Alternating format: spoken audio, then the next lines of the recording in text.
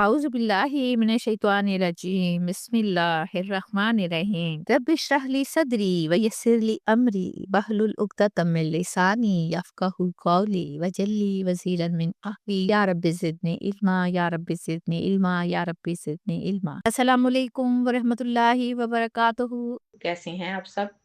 मुझे उम्मीद है आप खैरियत से होंगे। अल्लाह ताला आपको अपने हिफ्ज़ मान में रखे, आपके लिए आसानियाँ फराहम करे। अल्लाह ताला हमें अपने रास्तों पर चलने की तौफीक दे दे, लेकिन तौफीक भी मांगनी पड़ती है। कोशिश करें, अल्लाह ताला से दुआ किया करें, अल्लाह ताला हमें नमाज की तौफीक दे, कुरान पाक को पढ़ने समझने की तौफीक दे। इंशाल्लाह ऐसा ही होगा। आइए पिछले लेसन में देखिए हमने क्या पढ़ा। पिछली आयत में अंबिया ने फरमाया कि हम अपने रब पर भरोसा क्यों ना करें, वही तो हमारा रब है। अल्लाह ताला अपने अंबिया को तसल्ली देते हुए फरमाते हैं कि तुम जिस सब्र की वजह से इनकी अजियतों को बर्दाश्त करते हो, अल्लाह ताला उसका अजर देंगे और उनके खात्मे के बाद अल्लाह तुम्हें इनकी ज़मीनों में भी बसाएंगे। आज हम पढ़ेंगे सूरह इब्राहीम की आयत नंबर 15 और 16। वस्तफ्तहु वहाबा, और रसूलों ने फतह मांगी और नाकाम हुआ। कुल्लू जब्बारिन अनीद, हर सरकश जिद्दी, कुफर करने वाला, इस्लाम को जुटलाने वाला, ईमान ना रखने वाला। अगली आयत है मिन वराए ही जहन्नुम, उसके पीछे जहन्नुम है। किसके पीछे? उनकी गुमराही के पीछे। वयुस्का, और पिलाया जाएगा, मिन माइन सदीद, पीप वाला पानी। अस्तगफिरुल्लाह। इसकी तशरीह करना इतना मुश्किल है कि यकीन जाने मैं बता नहीं सकती। यहाँ वस्तफ्तहू के मायने हैं तलब करना, मदद मांगना, या इस तरह दुआ करना कि ए अल्लाह हक और बातिल के दरमियान फैसला फरमा दे।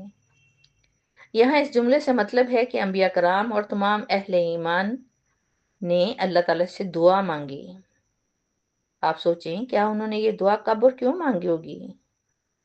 जब काफिरों ने नबियों को झुटलाया होगा, उन पर जिंदगी तंग की होगी और अहले ईमान भी उनके जुल्म का शिकार हुए होंगे, तो उस वक्त उन्होंने अल्लाह रब्बे करीम को पुकारा कि अल्लाह हम इनके मजालिम से तंग आ गए हैं, इसलिए अब हमारे और उन सरकश मुनकरीन के दरमियान फैसला फरमा दे।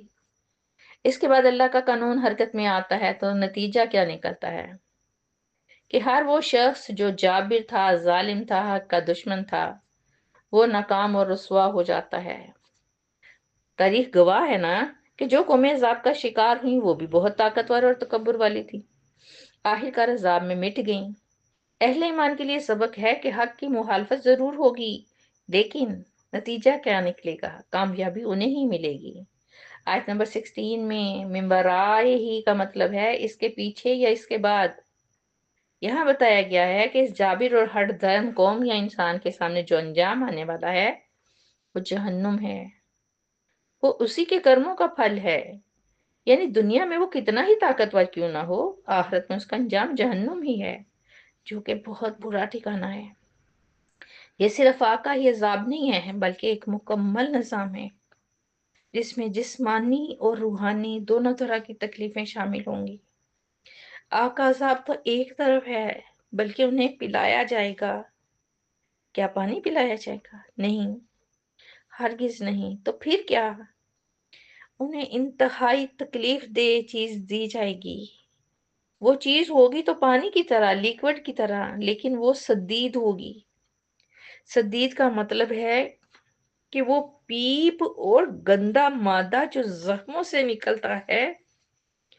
यानी जहन्नुम में उन सरकश लोगों को ऐसा बदबूदार और घिनौना मादा पिलाया जाएगा जो दरअसल जख्मी जिस्मों की तरह, पीप की तरह होगा। अस्तगफिरुल्लाह, अस्तगफिरुल्लाह। सूरह इब्राहीम की आयत नंबर 17 पढ़ते हैं। यतजर्राउहु, मुश्किल से वो घूंट घूंट पिएगा। फला यकादु युसीखुहु, और ना करीब होगा, सीगुहु, और ना करीब होगा कि हलक से उतारे उसे। अब सिचुएशन पे गौर करें। वयातिहिल मौतु, और आएगी उसके पास मौत, मिन कुल्ली मकानिन, हर जगह से, फमा हुआ बीमय्यति, हालांकि नहीं होगा वो हरगिज मरने वाला, मा फमिन वराइही, और उसके पीछे एक अजाब है, अजाबुन गलीज, बहुत सख्त अजाब। अब इस दर्दनाक मंजर को पेश किया जा रहा है कि वो जहन्नुमी उस बदबूदार मादे को किस तरह पिएंगे। यतजर्राउहु का मतलब है घूंट घूंट करके पीना। तसव्वुर में लाएं, जान कांप जाती है। इन बातों में कुछ झूठ नहीं है, ये अल्लाह का कलाम है। अल्लाह ताला फरमाते हैं कि जहन्नुम में उस गुनहगार को वो गंदा और तकलीफ दे मशरूब जबरदस्ती घूंट घूंट करके गले से उतारना होगा, यानी वो मजबूर होगा उसे पीने पे, और एक बार भी उसे पी ना सकेगा, इसलिए थोड़ा थोड़ा करके खलक से उतारेगा, और उसे उस मशरूब को निगलना हरगिज आसान नहीं होगा। सोचे अगर कोई कड़वी दवाई खाना पड़ जाए तो किस कदर मुश्किल होती है। वह एक सरकश और मुतकब्बिर इंसान का क्या हाल होगा, जिन्होंने हक को तस्लीम नहीं किया, नबियों और अहले ईमान का जीना मुश्किल किया। अब उनका गरूर कहाँ गया, और इस कैफियत में उनका दिल चाहेगा कि मौत आ जाए, यानी इस कदर सख्त अजाब के वो दुआ मांगेंगे कि मौत मिल जाए, लेकिन आखिरत में तो मौत को भी मौत आ जाएगी, तो फिर वो कहाँ जाएंगे। वो अपने चारों तरफ मौत को देखेंगे, अगर मौत नहीं आएगी तो उनके जिस्म का हर हर हिस्सा तकलीफ में होगा, लेकिन वो मरेगा नहीं, क्योंकि वो मौत तो है ही नहीं। मौत आ जाए तो अजाब खत्म हो जाए। जहन्नुम में देखें, सजा का मतलब ये है कि इंसान जिंदा रहे और अजाब को मुसलसल महसूस करे, और आखिर में अल्लाह ताला फरमाते हैं कि इसके बाद अजाब महसूस होगा, और इसके अलावा यानी ये अजाब खत्म नहीं होगा, बल्कि इसके बाद मजीद अजाब भी उनका इंतजार कर रहा होगा। इस आयत में अल्लाह ताला इंसान को ये एहसास दिलाना चाहते हैं कि दुनिया में सरकशी और तकब्बुर का अंजाम किस कदर होलनाक हो सकता है। चंद दिन की ताकत और गरूर में हम क्या कर बैठते हैं। आखिरत का ये सब बड़ा होलनाक और दायमी है। ये मनासिर बयान करके अल्लाह ताला हमें झंझोड़ना चाहती हैं कि हम गफलत से बेदार हो जाएं। मकसद सिर्फ डराना नहीं है, बल्कि इंसान को हिदायत के रास्ते पर लाना है, ताकि वो अल्लाह ताला की अताअत करे और उस हिसाब से बच जाए। बड़ी सख्त आयतें हैं। हजरत इब्राहिम अलैहिस्सलाम सूरह इब्राहिम की आयत नंबर 18 पढ़ते हैं। मसलुल्लज़ीना, मिसाल उन लोगों की, कफरू जिन्होंने कुफ्र किया, बिरब्बिहिम अपने रब के साथ, अमालुहुम उनके अमाल, करमादी निश्तद्दत, इस राख की तरह हैं कि बहुत सख्त चली, बेहिर्रिहु इस पर हवा, फी यौमिन आसिफ आंधी वाले दिन में, ला यकदिरूना नहीं कुदरत पाएंगे वो, मिम्मा कसबू अला शैइन इसमें जो उन्होंने कमाया किसी भी चीज पर, जालिका हो वद्दलालुल बईद यही है दूर की गुमराही। अल्लाह सुब्हानो तआला उन लोगों की मिसाल बयान फरमा रहे हैं जिन्होंने हक से इनकार किया, रसूलों की दावत को ठुकराया, कुफर के मुर्तकिब हुए, अल्लाह ताला की नाफरमानी की, और उनकी रबूबियत से लाइल्मी इख्तियार किए, और जानबूझकर हिदायत के रास्ते से दूर होते और गुमराही अख्तियार कर ली। अब उन लोगों के अमाल चाहे कितने ही अच्छे क्यों ना हो, कुफर के अलावा हो सकता है उन्होंने खैरात की हो, उन्होंने अच्छे अमल किया हो, उन अमाल का क्या होगा, वो राख हो जाएंगे। किरमात का मतलब है राख, यानी आग बुझने के बाद जो चीज रह जाती है वो राख कहलाती है। अब आप तस्वुर में लाएं कि जो राख बच जाती है उसकी हैसियत क्या है, उसका दर्जा क्या है। मट्टी से कहीं हल्की होती है।